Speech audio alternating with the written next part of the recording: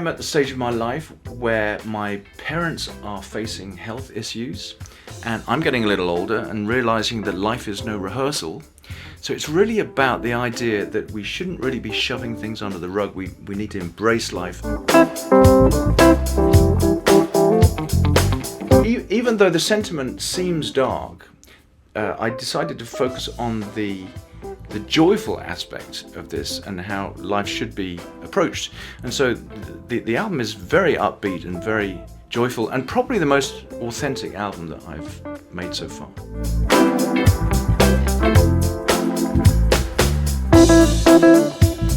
I think it's different in as far as I'm getting much more jazzy as I get older, which I think is a natural thing to want to do. But I think for the most part I'm refining my sound even more.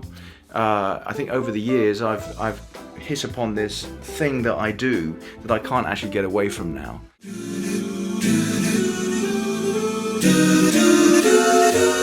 Well, to be honest with you, those voices were nothing more than a guitar orchestration exercise that I was writing, and it was in 8 voices. And I thought, well, what happens if I actually just throw these parts into human voices? And I threw the stems in there, and that's what came out.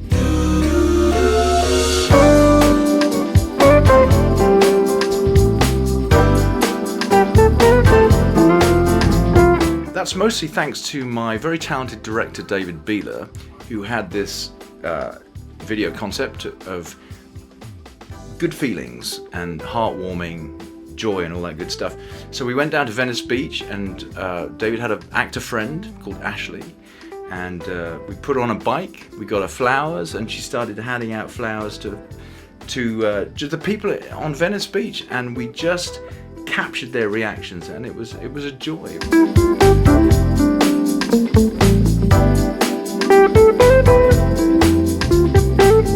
Titles happen sometimes before, sometimes after the song's been written.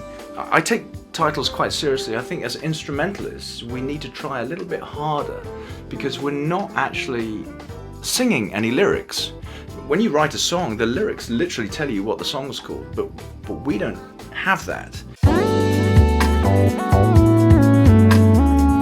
I've always loved that song. In the late 70s, Quincy Jones recorded it on an album called Sounds and Stuff Like That, and I just played that record to death. But more recently I went back to the original Herbie Hancock version from the 60s, and I thought, this is so cool. So I wanted to put my spin on it and bring it right up to date, and it's got a very dubstep feel about it, and I get to really blow some jazz on the guitar.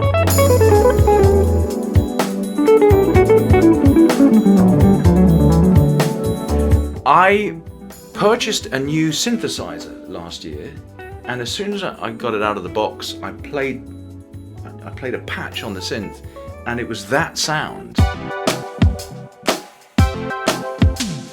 As soon as I put my fingers on the keyboard, that became the opening to that song. Living the Poetry was written or co-written with my great friend Lauren Christie. Now we're living the poetry.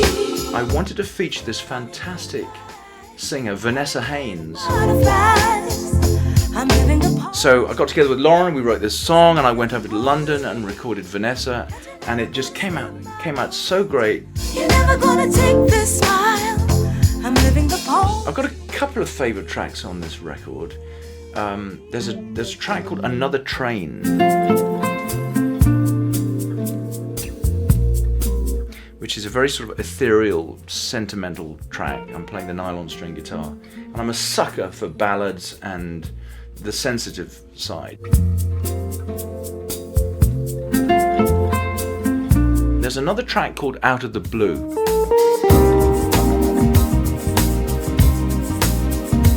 For the most part, all the musicians on this album are world-class musicians I've worked with for many years.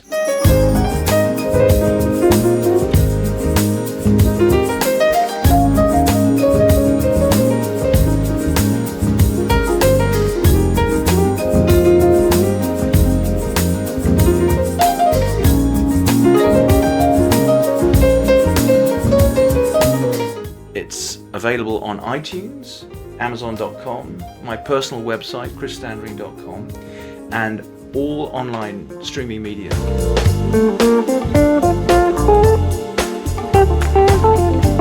So check it out right now. This is it. I hope you love it as much as I had fun making it. And here's to a fantastic 2020.